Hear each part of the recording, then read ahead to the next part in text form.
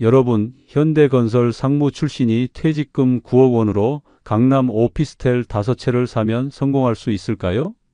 저는 그 답을 몸소 체험했습니다. 2020년 코워킹 스페이스 붐을 타고 월 임대 수입 540만 원을 찍으며 완전 대박이 났어요. 건설업 31년 경력이 다르구나 싶어서 추가 투자까지 했죠. 그런데 불과 1년 만에 모든 게 무너졌습니다. 재택근무가 정착되면서 임차인들이 하나둘 떠나기 시작했고 월세는 50만 원까지 떨어졌어요. 결국 8억 원을 날리고 66세에 아파트 관리사무소 시설관리원이 되었습니다.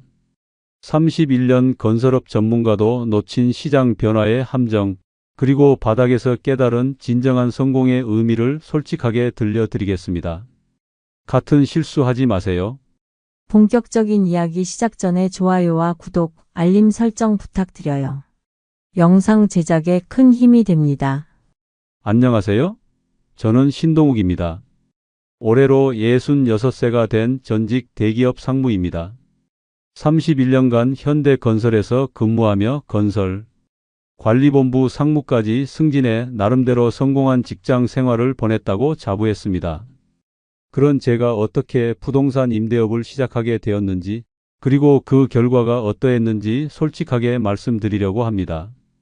2020년 3월 코로나가 본격적으로 확산되던 시기에 명예퇴직을 결정했습니다.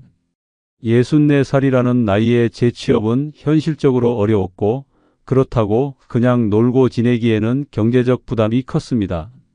아내도 아직 58세로 연금을 받기에는 이른 나이였거든요. 가장 먼저 생각한 것은 그동안 건설업계에서 쌓은 경험을 활용하는 방법이었습니다. 31년간 아파트와 오피스텔 건설 현장을 관리하면서 부동산 시장의 흐름을 누구보다 잘 알고 있다고 자부했거든요. 특히 강남 지역의 상업용 부동산에 대해서는 전문가 수준의 지식이 있었습니다. 퇴직금으로 받은 6억 원과 그동안 모아둔 예적금 3억 원을 합쳐 9억 원의 목돈이 있었습니다. 이 돈을 그냥 은행에 예금해 두기에는 아까웠고 주식은 위험해 보였습니다. 부동산 임대업이야말로 안전하면서도 꾸준한 수익을 낼 수 있는 최적의 선택이라고 생각했죠. 특히 강남 지역 오피스텔에 주목했습니다. 삼성동, 역삼동, 논현동 일대의 오피스텔은 임대 수요가 꾸준했고 코로나 이후 재택근무가 늘어나면서 개인 사무실이나 소규모 코워킹 스페이스로 활용하려는 수요가 급증하고 있었거든요. 무엇보다 제가 건설업계에 있으면서 직접 시공한 건물들도 여러 채 있어서 구조나 시설에 대한 정보를 정확히 알고 있었습니다. 시장 조사에도 심혈을 기울였습니다. 강남 지역 오피스텔의 최근 3년간 매매가와 임대료 추이를 분석했고 지하철역과의 거리, 주변 상권, 주차시설 등 임대료에 영향을 미치는 모든 요소들을 체크했습니다. 현대건설에서 기획 업무를 할 때 익힌 시장 분석 능력이 큰 도움이 되었죠. 당시 강남 지역 오피스텔의 평균 임대 수익률이 연 3.5%에서 4% 정도였는데 예금 이자보다 훨씬 높았거든요. 게다가 코워킹 스페이스 붐과 함께 소형 오피스에 대한 수요가 급증하면서 더 높은 수익률도 기대할 수 있어 보였습니다. 아내에게 제 계획을 이야기했을 때 처음에는 걱정스러운 반응을 보였습니다. 여보, 부동산 투자는 위험하지 않을까? 혹시 가격이 떨어지면 어떡해? 하지만 저는 자신감에 차 있었습니다. 여보, 나는 31년 동안 건설업계에서 일한 사람이야. 부동산만큼은 누구보다 잘 알고 있어. 게다가 요즘 코워킹 스페이스 수요가 폭발적으로 늘고 있잖아. 입지 선정도 신중하게 했습니다. 지하철 2호선과 9호선이 만나는 강남역 인근, 분당선 설릉역과 가까운 역삼동, 그리고 신사역 주변까지 총 4개 지역을 타겟으로 정했죠. 모두 직장인들이 선호하는 최고의 입지였습니다. 첫 번째로 매입한 것은 강남역에서 도보 5분 거리에 있는 25평 오피스텔이었습니다. 매입가 3억 원에 월세 90만 원을 받을 수 있었어요. 연임대 수익률이 3.6% 정도였는데 당시 금리 상황을 고려하면 괜찮은 조건이었습니다.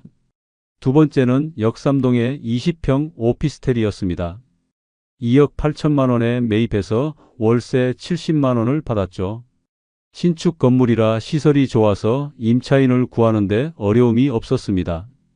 세 번째는 선릉역 인근의 23평 오피스텔로 2억 9천만 원에 매입했고, 네 번째는 논현동의 28평 오피스텔을 3억 2천만 원에 샀습니다. 총 12억 원을 투자했는데 자기자금 9억 원에 대출 3억 원을 받았어요. 당시는 대출 규제가 강화되기 전이라 상업용 부동산 LTV 50%를 적용받을 수 있었습니다. 제가 대기업 상무 출신이라는 점도 대출 심사에 유리하게 작용했죠. 내 채 오피스텔에서 나오는 월 임대 수입은 총 320만 원이었습니다. 관리비와 세금, 대출 이자를 제외하고도 월 250만 원 정도의 순수익이 나왔죠. 대기업 상무로 일할 때 월급보다는 적었지만 별다른 노동 없이 받는 수입으로는 상당한 금액이었습니다. 무엇보다 자부심이 생겼습니다. 드디어 건물주가 된 것이죠. 매달 임대료가 통장에 들어올 때마다 뿌듯함을 느꼈습니다.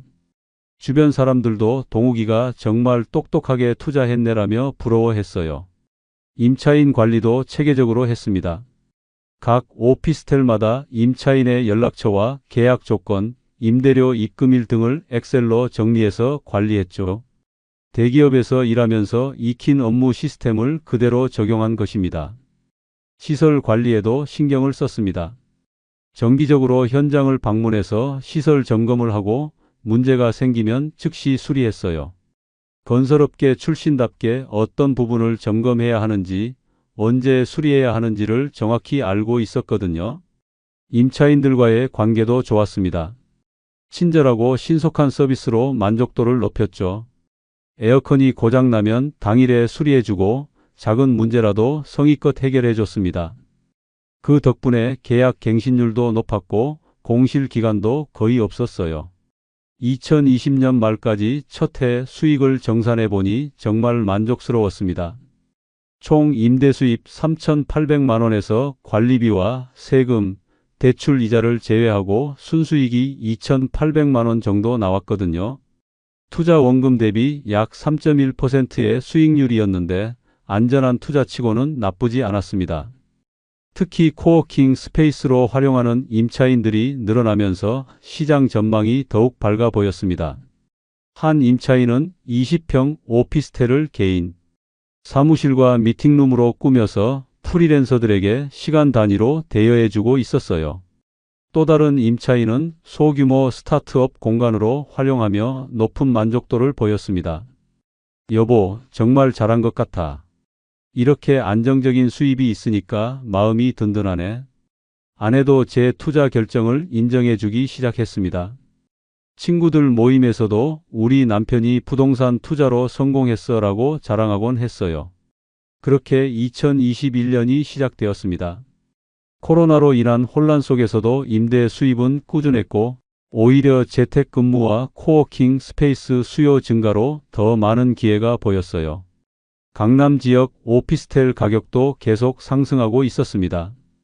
그때만 해도 저는 완전한 성공을 확신하고 있었습니다. 안정적인 임대 수입과 부동산 가격 상승이라는 두 마리 토끼를 모두 잡았다고 생각했죠. 건물주로서의 여유로운 노후를 꿈꾸며 매일을 보냈습니다. 하지만 그때는 몰랐습니다.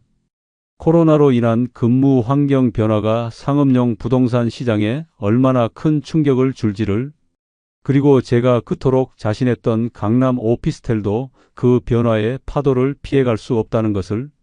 2021년 초 저는 완전히 새로운 트렌드를 목격하게 되었습니다. 코로나로 인해 재택근무가 확산되면서 오히려 개인 사무실과 소규모 코워킹 스페이스에 대한 수요가 폭발적으로 증가한 것이었죠. 제가 소유한 오피스텔들이 바로 이런 수요의 중심에 있었습니다. 가장 먼저 변화를 체감한 것은 강남역 인근 오피스텔이었습니다. 기존 임차인이 계약을 만료하자마자 새로운 문의가 쇄도했어요. 그런데 놀라운 것은 문의하는 사람들의 성격이 완전히 바뀌었다는 점이었습니다. 예전에는 개인 사업자나 소규모 회사가 대부분이었는데 이제는 대기업 직원들이 개인 사무실을 구하거나 코워킹 스페이스 운영업체에서 연락이 오기 시작한 것입니다. 사장님, 저희가 코워킹 스페이스로 운영하려고 하는데 월세를 조금 올려주셔도 됩니다. 대신 장기 계약하고 싶어요. 한 코워킹 업체 대표의 제안을 받았을 때 저는 귀를 의심했습니다. 임차인이 먼저 임대료 인상을 제안하다니 이런 일이 있을 수 있나 싶었죠. 실제로 그 업체는 기존 월세 90만 원을 110만 원으로 올려주면 3년 장기 계약을 하겠다고 했습니다. 20만 원이나 오른 금액이었지만 시장 수요를 고려하면 합리적인 수준이었어요. 주변 비슷한 조건의 오피스텔들도 모두 임대료가 오르고 있었거든요. 역삼동 오피스텔도 마찬가지였습니다. 기존 임차인이 사업 확장을 위해 더 넓은 곳으로 이사를 가면서 공실이 생겼는데 하루 만에 5팀이 문의를 해왔어요. 그 중에는 대기업에서 퇴직한 50대 중반의 컨설턴트가 개인 사무실로 쓰겠다는 분도 있었습니다. 코로나 때문에 집에서 일하기가 어려워서 전용 사무실이 필요합니다. 임대료는 시세보다 조금 높게 드려도 되니까 쾌적한 환경으로 부탁드려요. 그분의 말을 들으니 시장 변화를 확실히 느낄 수 있었습니다. 결국 역삼동 오피스텔도 기존 70만 원에서 90만 원으로 임대료를 올려서 계약을 체결했습니다. 20만 원 인상된 것이죠. 임차인은 흔쾌히 수락했고 심지어 인테리어까지 본인이 투자해서 고급스럽게 꾸미겠다고 했어요. 설릉역 인근 오피스텔에는 더욱 흥미로운 일이 벌어졌습니다. 한 IT 스타트업에서 직원들의 개별 근무 공간으로 활용하겠다며 접촉해온 것입니다. 본사는 판교에 있지만 서울에 거주하는 직원들을 위한 위성 사무실 개념이었죠. 사장님, 저희 직원들이 매일 판교까지 출퇴근하기 힘들어해서 강남권에 개별 사무공간을 마련하려고 합니다. 월세 조건만 맞으면 바로 계약하고 싶어요.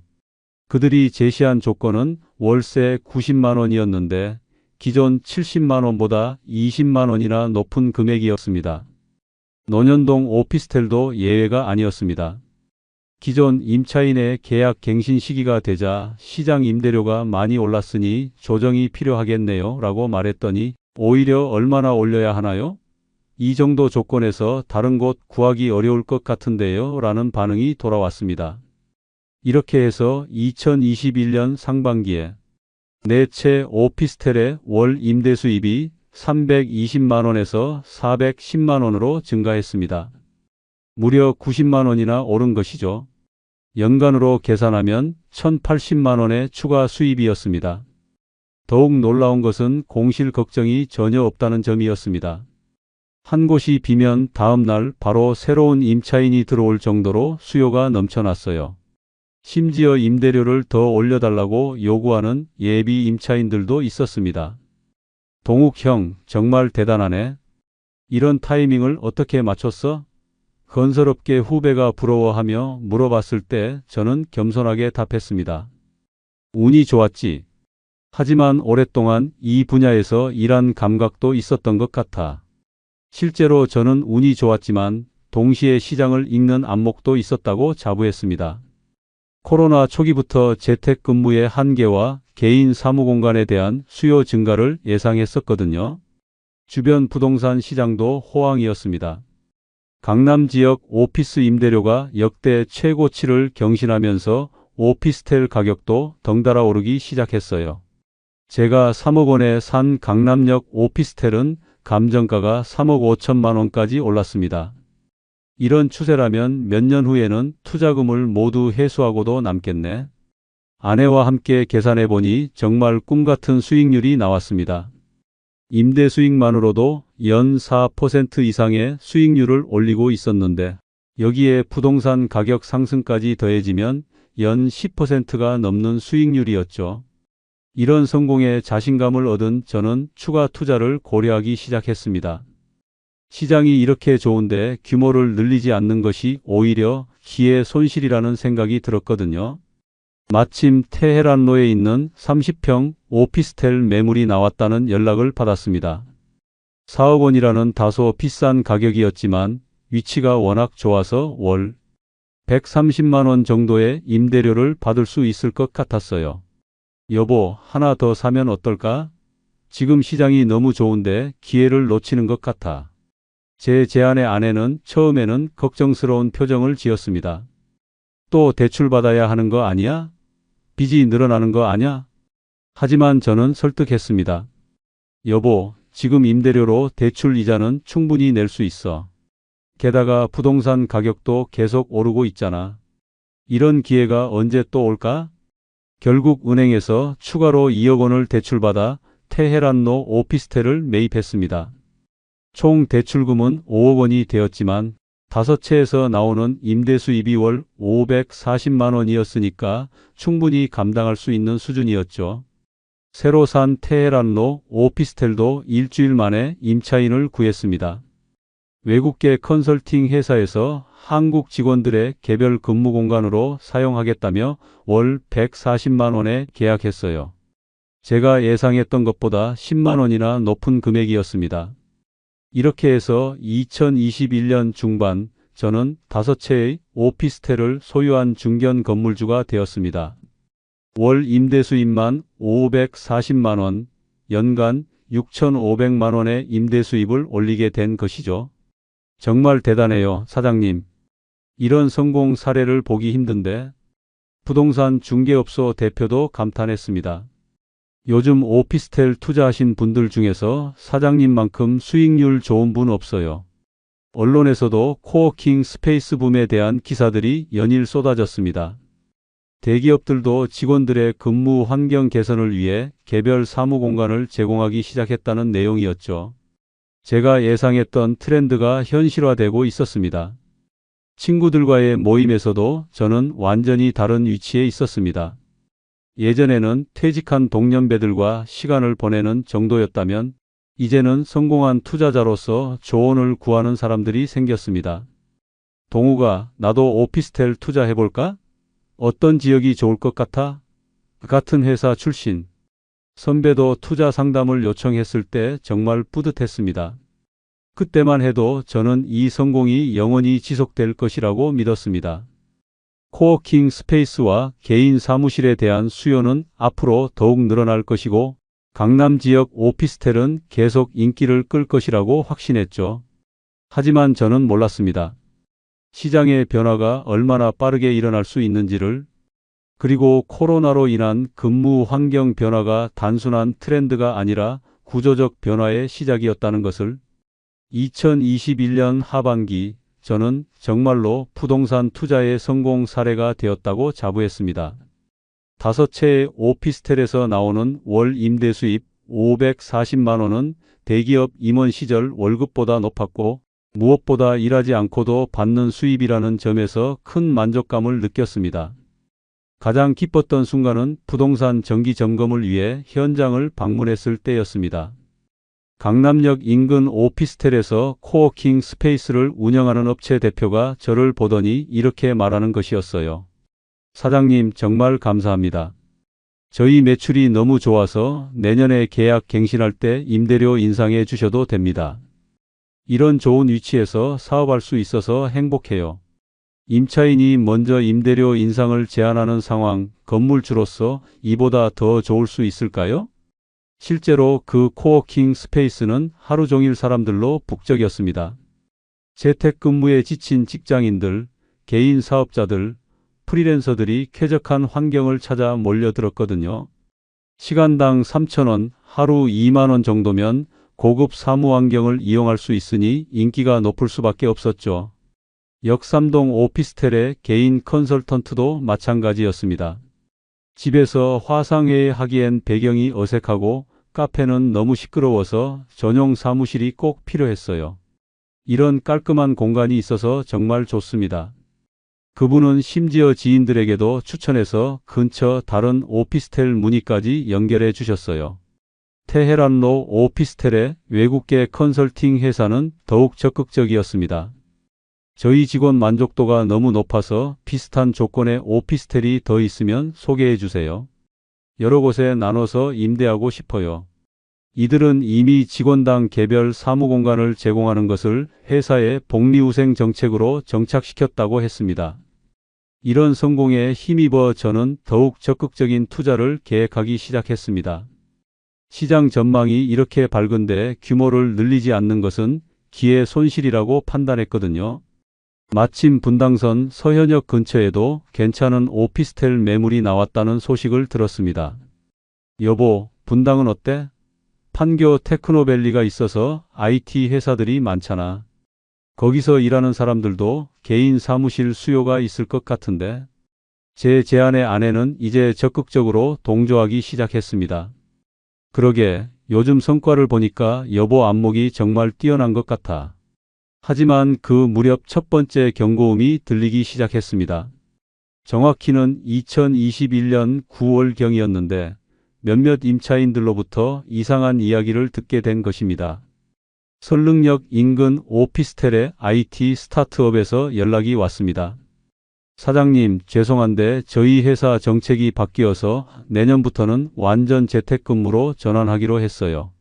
그래서 계약 갱신이 어려울 것 같습니다. 처음에는 한두 곳의 특수한 상황이라고 생각했습니다.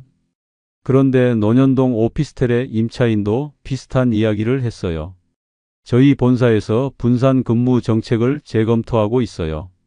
비용 절감 차원에서 개별 사무공간을 줄이는 방향으로 가고 있습니다. 이때부터 뭔가 이상하다는 생각이 들기 시작했죠. 더욱 놀라운 것은 언론 보도였습니다. 대기업들이 재택근무를 영구 제도화하면서 오피스 공간을 대폭 축소한다는 뉴스가 나오기 시작한 것입니다. 특히 IT 업계를 중심으로 사무실 없는 회사가 새로운 트렌드로 떠오르고 있다고 했어요. 설마 일시적인 현상 아닐까? 저는 여전히 낙관적이었습니다. 사람들이 완전히 집에서만 일할 순 없잖아. 결국 개인 사무공간에 대한 수요는 지속될 거야. 하지만 마음 한편으로는 불안감이 스며들기 시작했습니다. 실제로 시장 지표들도 조금씩 변화를 보이기 시작했습니다. 강남 지역 대형 오피스 빌딩들의 공실률이 서서히 오르기 시작했다는 소식이 들렸어요. 아직은 미미한 수준이었지만 명백한 변화의 신호였습니다. 더 큰 문제는 새로운 임차인을 구하는 일이 예전만큼 쉽지 않다는 점이었습니다. 예전에는 공실이 생기면 하루 이틀 내에 새로운 임차인이 나타났는데 이제는 일주일에서 열흘 정도 걸리기 시작했어요. 사장님, 요즘 시장이 조금 달라진 것 같아요. 문의는 오는데 계약까지 이어지는 비율이 떨어졌어요. 부동산 중개업소 대표의 말에서도 변화를 감지할 수 있었습니다. 그럼에도 저는 여전히 확신을 잃지 않았습니다. 연말 정산을 해보니 5채 오피스텔에서 총 6,500만 원의 임대 수입을 올렸고 각종 비용을 제외하고도 4천만 원 이상의 순이익을 기록했거든요. 투자 원금 대비 3.3%의 안정적인 수익률이었습니다. 여보, 올해도 대성공이네. 내년에는 더 좋아질 것 같은데. 아내와 함께 성과를 정리하며 뿌듯해했습니다. 부동산 가격 상승까지 고려하면 총 수익률이 10%는 넘을 것 같았어요. 연말연시 모임에서도 저는 여전히 부러움의 대상이었습니다. 동욱이 정말 대단하다. 퇴직하고도 이런 수익을 올리다니. 건설업계 동창들이 투자 비법을 묻곤 했죠. 2022년 신년을 맞으면서 저는 더욱 야심찬 계획을 세웠습니다. 올해 안에 오피스텔을 2채 더 늘려서 총 7채를 소유하는 것이 목표였어요. 그러면 월 임대 수입이 700만 원을 넘어설 수 있을 것 같았습니다. 여보, 올해가 진짜 승부처인 것 같아. 시장이 아직 좋을 때 규모를 늘려야 해. 제 말에 아내도 동조했습니다.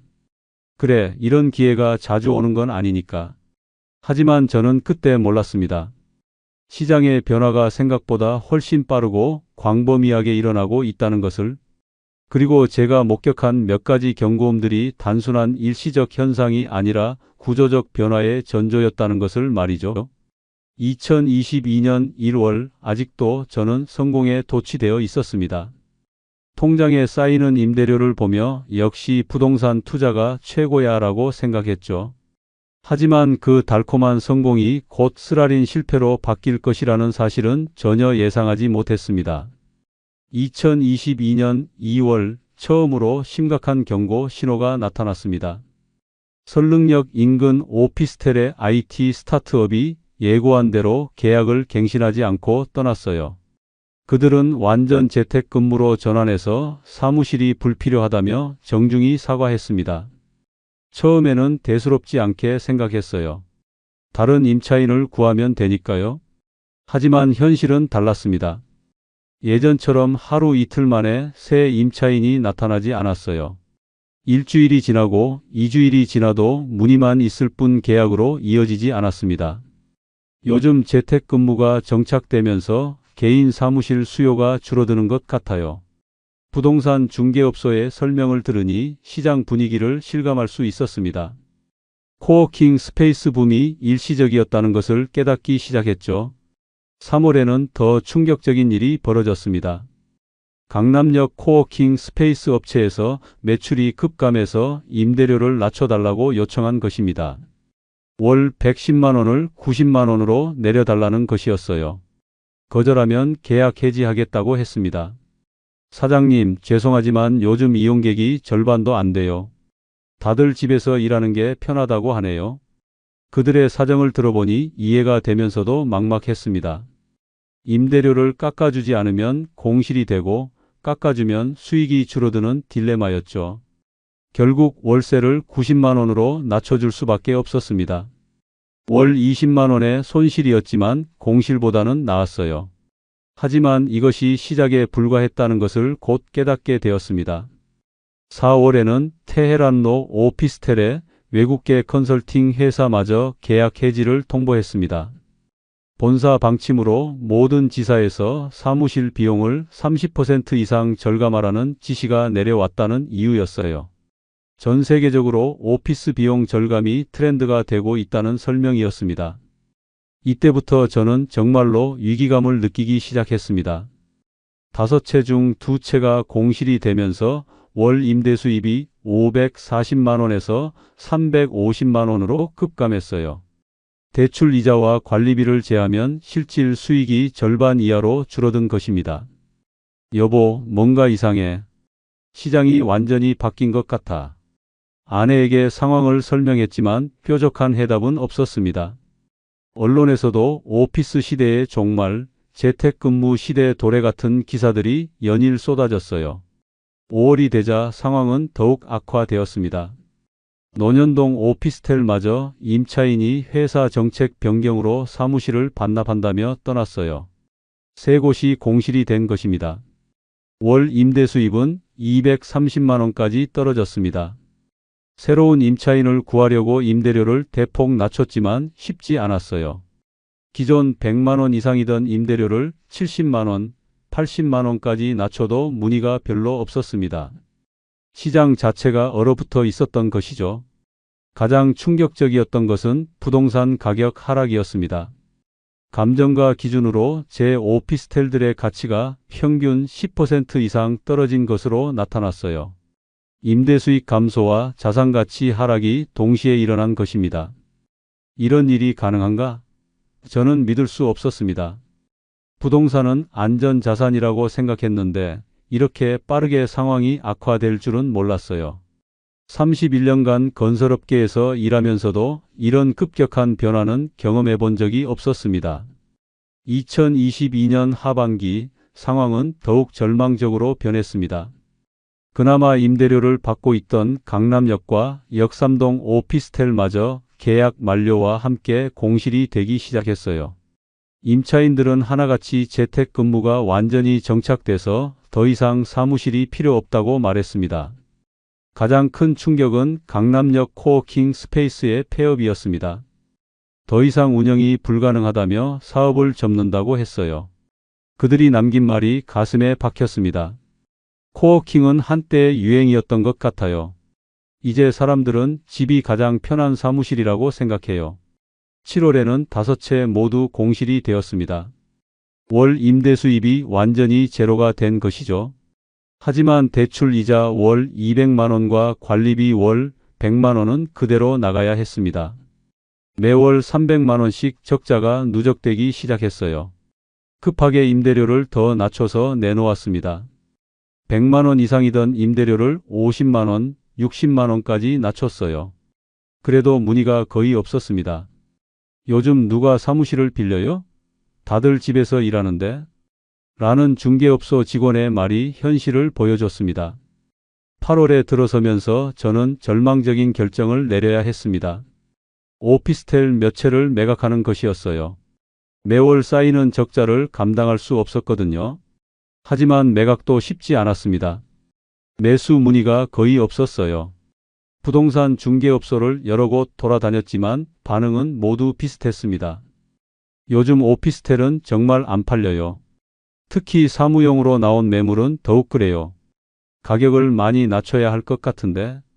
결국 3억 원에 샀던 강남역 오피스텔을 2억 5천만 원에 급매로 내놨습니다. 5천만 원의 손실이었지만 어쩔 수 없었어요. 그나마도 몇 달 동안 매수자가 나타나지 않았습니다. 9월에 겨우 매수자를 찾았는데 제시한 가격이 2억 3천만 원이었어요. 7천만 원의 손실이었지만 더 이상 버틸 수 없어서 울며 겨자 먹기로 계약했습니다. 지금 시장이 워낙 안 좋아서 이 정도라도 다행이에요. 라는 중개업소 말이 더욱 서글펐어요. 10월에는 테헤란로 오피스텔도 매각했습니다. 4억 원에 샀던 것을 3억 원에 팔았어요. 1억 원의 손실이었습니다. 두 채를 팔면서 총 1억 7천만 원의 손실을 봤습니다. 그래도 대출금을 일부 상환할 수 있었어요. 5억 원이던 대출을 3억 원으로 줄였습니다. 하지만 여전히 세 채가 공실 상태였고 월 적자는 계속 발생하고 있었어요. 11월에는 더욱 절망적인 소식을 들었습니다.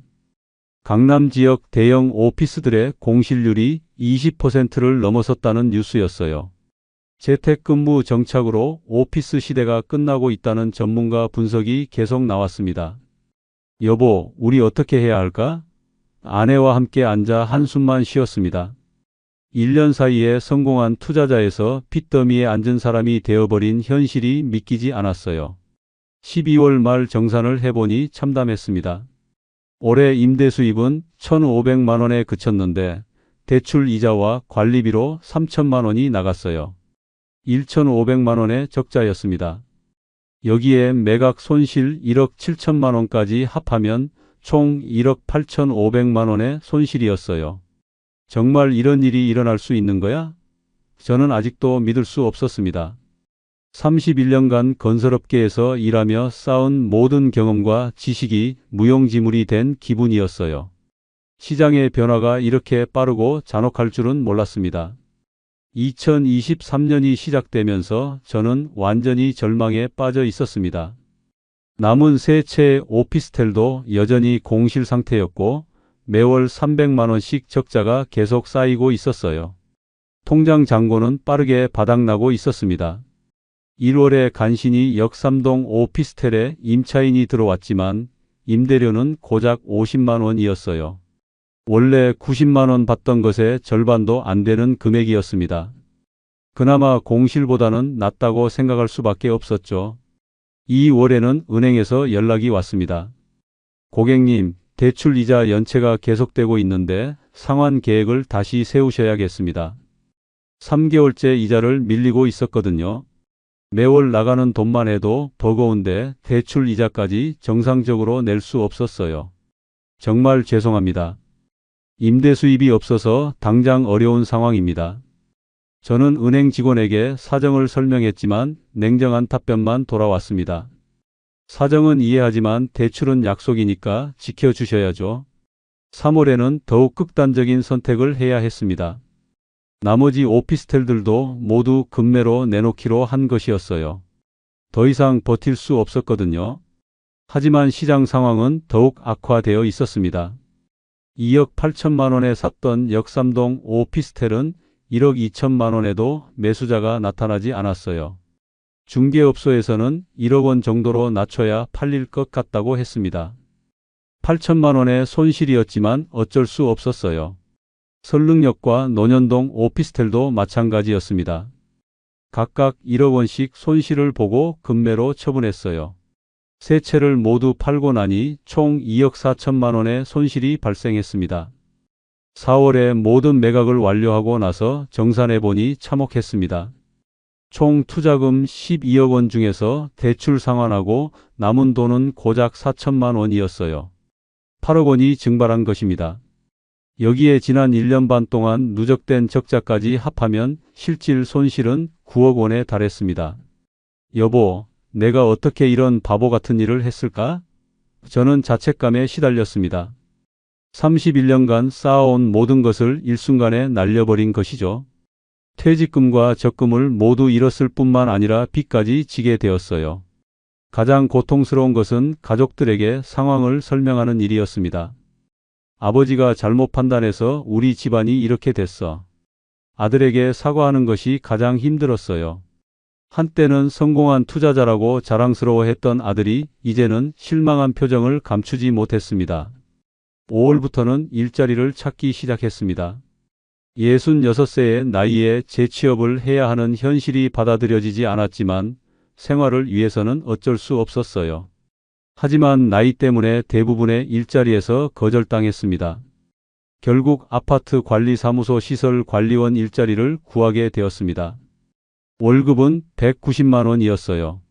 한때 월 500만 원 이상의 임대 수입을 올렸던 제가 이제는 200만 원도 안 되는 월급을 받고 일해야 하는 신세가 된 것입니다. 이 나이에 다시 취업을 하게 될 줄이야. 아내도 한숨을 쉬며 말했습니다. 아내도 식당에서 파트타임 일을 시작해야 했어요. 부부가 함께 일해도 예전 임대 수입에 못 미쳤습니다. 6월 첫 출근 날 아침 작업복을 입고 거울을 보는 순간 눈물이 났습니다. 한때는 성공한 건물주였던 제가 이제는 남의 건물을 관리하는 직원이 된 것이죠. 세상에 아이러니가 이보다 클 수 있을까요? 정말 어떻게 이런 일이 일어났을까? 저는 아직도 믿을 수 없었습니다. 불과 2년 전만 해도 부동산 투자의 성공 사례였던 제가 이렇게 몰락할 줄은 꿈에도 몰랐어요. 코로나가 바꾼 세상의 변화를 너무 늦게 깨달은 것입니다. 관리사무소에서 일을 시작한 지 6개월이 지나면서 저는 조금씩 마음의 평정을 찾기 시작했습니다. 매일 아침 7시에 출근해서 오후 6시까지 일하는 규칙적인 생활이 오히려 마음을 안정시켜줬어요. 비록 힘들었지만 정직한 노동의 가치를 다시 깨닫게 되었습니다. 시설 관리 일은 생각보다 전문적이었습니다. 보일러 관리부터 전기시설 점검, 수도 배관 관리까지 다양한 업무가 있었어요. 31년간 건설업계에서 쌓은 경험이 도움이 되었습니다. 동료들도 신 과장님은 정말 전문가시네라며 인정해줬어요. 특히 겨울철 보일러 고장이 났을 때 제가 신속하게 해결한 일이 있었습니다. 입주민들이 관리사무소 덕분에 추위를 피했다며 고마워했을 때 진정한 보람을 느꼈어요. 돈을 벌기 위한 일이 아니라 사람들에게 도움이 되는 일이라는 생각이 들었습니다. 점심시간에 동료들과 대화를 나누면서 많은 것을 배웠습니다. 저도 예전에 작은 사업했다가 망해봤어요. 그때는 정말 힘들었는데 지금 생각해보니 그 경험도 필요했던 것 같아요. 한 동료의 말에서 위안을 얻었습니다. 2023년 말 1년 동안의 급여를 정산해보니 2,300만 원이었습니다. 한때 월 500만 원 이상을 벌었던 것을 생각하면 초라하지만 정직하게 일해서 번 돈이라는 생각에 뿌듯함도 느꼈어요. 무엇보다 가족을 부양할 수 있다는 것이 감사했습니다. 아내와의 관계도 점점 회복되었습니다.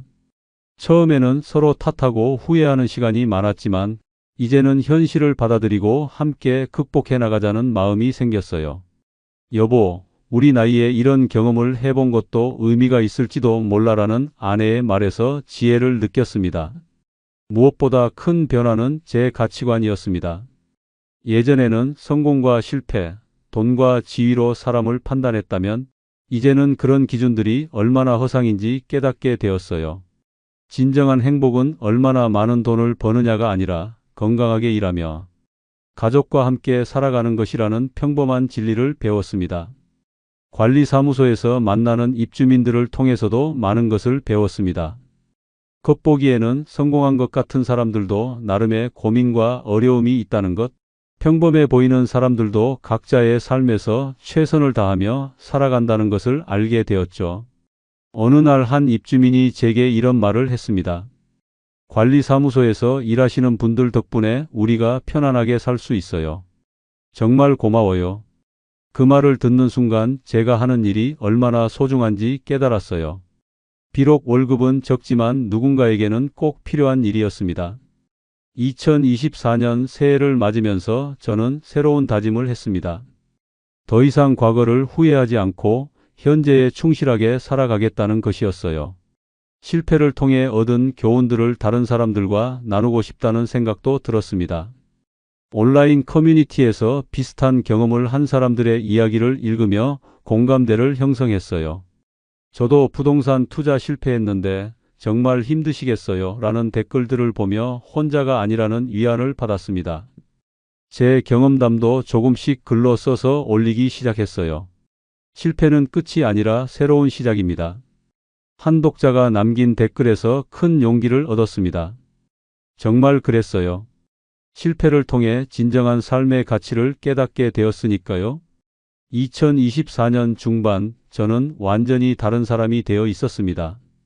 관리사무소에서 일한 지 1년이 넘으면서 업무에도 익숙해졌고 무엇보다 마음의 평화를 찾았어요. 더 이상 과거의 성공이나 실패에 얽매이지 않고 현재의 일상에 충실하게 살아가고 있습니다. 가장 큰 보람은 입주민들의 인정을 받는 것이었습니다. 신관리원님이 오시고 나서 우리 아파트가 정말 깔끔해졌어요 라는 말을 들을 때마다 뿌듯했어요. 한때는 건물주였던 제가 이제는 건물을 관리하는 사람이 되었지만 그 일에서 진정한 의미를 찾을 수 있었습니다. 특히 기억에 남는 일이 있었습니다. 겨울철 폭설로 아파트 단지 내 배수관이 얼어서 여러 세대의 급수 중단 사태가 벌어진 적이 있어요. 저는 밤늦게까지 작업해서 문제를 해결했습니다. 다음 날 감사 인사를 받을 때 정말 뿌듯했어요. 아내와의 관계도 더욱 돈독해졌습니다. 어려운 시간을 함께 겪으면서 서로를 더 깊이 이해하게 되었거든요. 여보, 예전보다 지금이 더 마음이 편해라는 아내의 말에 깊이 공감했습니다. 정말 그랬어요. 돈에 대한 스트레스가 없어지니까 오히려 더 행복했습니다. 제가 운영하기 시작한 블로그도 점점 관심을 받기 시작했어요. 예순대 관리원의 부동산 투자 실패담이라는 제목으로 연재하는 글에 많은 분들이 공감하고 위로를 보내주셨습니다. 덕분에 성급한 투자 결정을 다시 생각하게 됐어요 라는 댓글을 받을 때마다 제 실패가 헛되지 않았다는 생각이 들었어요. 특히 비슷한 나이대의 은퇴자들로부터 많은 메시지를 받았습니다. 저도 퇴직금으로 부동산 투자를 고민하고 있었는데 신중하게 결정하겠습니다 라는 내용들이었어요. 제 경험이 누군가에게는 소중한 교훈이 되고 있다는 것이 감사했습니다. 2024년 말 관리사무소에서 우수 직원상을 받았습니다. 상금은 50만 원에 불과했지만 제게는 그 어떤 상보다 의미 있었어요. 정직하게 일한 것에 대한 인정이었으니까요. 한때 월 수백만 원을 벌었던 것보다 이 50만 원이 더 값지게 느껴졌습니다. 지금 제가 꿈꾸는 것은 소박합니다. 건강하게 일하면서 가족과 함께 평범한 일상을 보내는 것, 제 경험을 통해 다른 분들이 같은 실수를 하지 않도록 돕는 것, 그리고 언젠가 손주가 생기면 용돈이라도 줄 수 있는 할아버지가 되는 것이에요. 마지막으로 이 글을 읽는 분들께 진심으로 당부드리고 싶습니다. 부동산 투자, 특히 상업용 부동산 투자는 절대 쉬운 일이 아닙니다. 시장 변화는 생각보다 빠르고 예측하기 어려워요. 코로나처럼 예상치 못한 변화는 언제든 일어날 수 있습니다. 퇴직금이나 노후자금으로는 절대 무리한 투자를 하지 마세요. 그 돈은 여러분의 마지막 보루입니다. 한번 잃으면 다시 만들 기회가 없어요. 저처럼 건설업 전문가라는 자만에 빠져 시장을 오판하지 마시길 바랍니다. 무엇보다 가족을 위한다는 명목으로 가족의 안정을 희생하지 마세요. 가족이 진정 원하는 것은 부자 아버지가 아니라 함께 있는 아버지입니다. 저는 성공을 꿈꾸다가 가족들에게 고생을 시켰어요. 시장은 항상 변합니다. 아무리 좋아 보이는 투자라도 영원하지 않아요. 특히 코로나 이후 근무 환경의 변화는 상업용 부동산에 구조적 타격을 주었습니다. 재택근무, 코워킹의 쇠퇴, 오피스 공간 축소는 되돌릴 수 없는 변화였어요. 분산 투자의 중요성도 강조하고 싶습니다. 저는 한 분야에만 모든 자금을 집중했다가 큰 손실을 봤어요. 계란을 한 바구니에 담지 마세요. 하지만 실패를 너무 두려워하지도 마세요. 저처럼 큰 실패를 해도 다시 일어설 수 있습니다. 중요한 것은 실패에서 배우고 성장하는 것이에요. 저는 실패를 통해 진정한 행복의 의미를 깨달았습니다. 평범한 일상의 소중함을 잊지 마세요. 건강한 가족, 안정적인 수입, 평온한 마음보다 소중한 것은 없어요. 화려한 성공을 꿈꾸기보다는 지금 가진 것들의 가치를 인정하시기 바랍니다. 지금 저는 68세입니다. 비록 관리원이라는 평범한 직업을 갖고 있지만 마음은 편안해요.